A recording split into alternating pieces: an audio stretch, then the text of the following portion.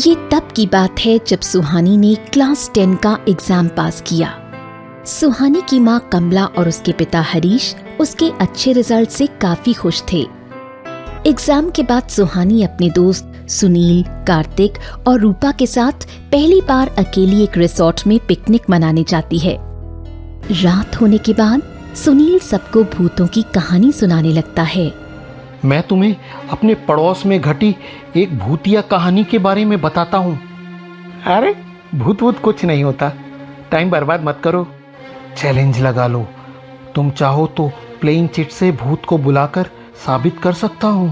क्या सच में ऐसा कुछ होता है? सुनील सुहानी को इम्प्रेस करने के लिए बताता है कि इस गेम के जरिए वो किसी भी आत्मा को बुला सकता है। ये डिसाइड होता है कि वर्षा की आत्मा को बुलाया जाए और उससे कुछ सवाल किए जाएं। वर्षा उनकी क्लास में पढ़ती थी, जिसकी मौत कुछ महीने पहले रोड एक्सीडेंट में हुई थी। वर्षा उन सबकी अच्छी दोस्त थी। वो लोग प्लान चिट करना शुरू करते हैं और काफी देर बाद एक पावर कट होता है, लेकिन कुछ मिनट में लाइट फिर आ जाती है, लेकिन कोई आत्मा नहीं आती। धीरे धीरे वो लोग हंसी मजाक करने लगते हैं और पता ही नहीं चलता कब सुबह हो जाती है। सुबह ब्रेकफास्ट करके वो लोग अपने घर के लिए रवाना हो जाते हैं। घर जाकर सुहानी की माँ कमला उससे ट्रिप के बारे में पूछती है। सुहानी अपनी माँ से कभी कुछ नहीं छुपाती थी, इसलिए वो अपनी माँ को ट्रिप के बारे में सब कुछ बता देती है। कौन है ये वर्षा? सुहानी कुछ सोचकर कहती है, मम्मा हमारी क्लास में थी, हरदम फर्स्ट आती थी, फिर पता नहीं क्या हुआ। अच्छा, अब बहुत रात हो गई, तुम सोने जाओ। सुहानी 11th क्लास में चली गई थी, लेकिन अभी भी उसको अपनी गुड़ियों से बहुत प्यार था। वो रात को गुड़िया अपने साथ ही लेकर सोती थी। सुहानी अपनी गुड़िया को लेकर सोने चली जाती है, लेकिन पिकनिक से आने के बाद सुहानी अचानक कुछ दिनों से उस गुड़िया के साथ दिन भर अपने कमरे में रहने लगी। न वो अपने दोस्तों से मिलने जाती, न ही उनके फोन रिसीव करती। यहाँ तक कि वो अपनी माँ कमला से भी ज्यादा बात नहीं करती। कुछ दिनों तक कमला ने सोचा कि शायद वो स्कूल से कॉलेज में जाने के कारण अपसेट है, लेकिन जब लगभग 15 दिन बीत गए तो कमला और हरीश सुहानी के इस बदले नेचर से चिंतित रहने लगे। क्यों ना हम कुछ दिनों के लिए मेरे भाई के यहाँ चले, सुहानी का भी कुछ चेंज हो जाएगा। हाँ, मैंने भी कुछ ऐसा ही सोचा है।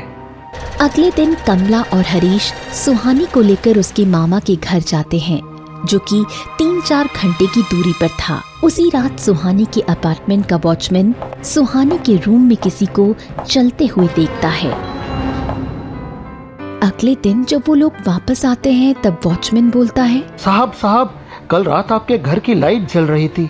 मैंने खिड़की से किसी लड़की को अंदर चलते हुए देखा। ये कैसे हो सकता है? हम घर की सारी लाइट ऑफ करके गए थे और हमारे घर में और कौन आएगा? मैं चेक करने गया था, तब घर अंदर से लॉक था। शायद आपको कोई कंफ्यूजन हुआ होगा। फिर हरीश फ्लैट का लॉक खोलकर घर का मेन स्विच चेक करते हैं तो वो बंद होता है। यहाँ देखो, मेन स्विच ऑफ है, मैं तो इसे ऑफ करके गया था। फिर कमला सुहानी के रूम में जाती है तो देखती है सारा सामान बिखरा पड़ा हुआ है। तब वो सुहानी से बोलती है, क्या करती हो तुम? इतनी बड़ी हो गई हो, लेकिन कमरा साफ नहीं रखती। मामा जब मैं गई थी तो कमरा पूरा साफ सुथरा था, लगता है सब कुछ इस गुड़िया ने किया है। ये सुनकर उसकी माँ को काफी अचंभा होता है। तू होश में तो है? एक गुड़िया कभी ऐसा कर सकती है? तेरा दिमाग खराब हो गया है। अब कमला सोचने पर मजबूर हो गई थी कि पिकनिक से लौटने के बाद सुहानी कुछ अजीब सी हरकत करने लगी है, इसलिए वो उस पर निगरानी करने लगती है। अचानक एक दिन वो सुहानी के रूम के दरवाजे के बाहर से सुनती है कि सुहानी को कोई जोर जोर से डांट रहा है, और फिर सुहानी के रोने की आवाज आती है। जब वो कमरे में जाती है तो देखती है कि वहाँ सुहानी के अलावा और कोई नहीं था, और सुहानी जोर जोर से रो रही थी। क्या हुआ सुहानी, रो क्यों रही है? सुहानी गुड़िया की तरफ इशारा करती है और बोलती है, वो मुझे मार देगी, वो मुझे मार देगी। कमला उस गुड़िया को उठाकर अपने कमरे में ले जाती है और अलमारी में बंद कर देती है। उस दिन अमावस की रात थी और चारों तरफ घुप अंधेरा था। रात को कमला सुहानी के साथ सोती है। रात के 2 बजे कमला कुछ अजीब आवाज सुनकर उठ जाती है। अचानक से वो देखती है कि जिस गुड़िया को उसने दूसरे कमरे की अलमारी में बंद किया था वो उसके सामने बैठी हुई थी और उसके पास एक चूहा मरा पड़ा था। ये देखकर एक बार तो डर के मारे कमला की चीख निकल जाती है। वो हिम्मत करके फिर से उस गुड़िया को सामने वाली अलमारी में बंद कर देती है, लेकिन वो देखती है कि गुड़िया के हाथ अलमारी के दोनों गेट से बाहर आ गए थे। वो फिर से गुड़िया के हाथ अलमारी के भीतर घुसाकर अलमारी को बंद करने की कोशिश करती है, पर न जाने कैसे बार बार उस गुड़िया के हाथ बाहर निकल कर आ रहे थे। रात बहुत हो चुकी थी और कमला को नींद भी आ रही थी। वो उस गुड़िया को सामने पड़े सोफे के नीचे रखकर सो जाती है। थोड़ी देर में कमला को महसूस होता है कि उसने जो चद्दर ओढ़ रखी है वो हिल रही है। वो देखती है कि उसकी चद्दर के अंदर से वही मरा हुआ चूहा निकलकर भाग जाता है।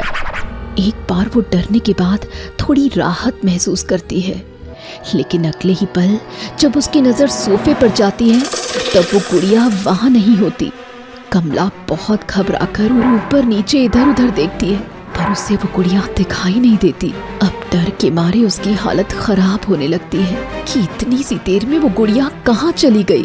तभी सुहानी भी बड़बड़ा कर उठती है और इस बार कमला की नजर उस चद्दर पर पड़ती है जिसे सुहानी ने ओढ़ रखा था, तो वो कांप जाती है।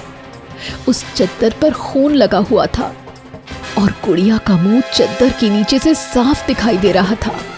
सुहानी की माँ बेहोश होकर वहीं गिर जाती है। सुबह जब कमला की आंख खुलती है तो वो सामने हरीश और डॉक्टर को पाती है और देखती है कि उसके हाथ में पट्टी बंधी हुई थी।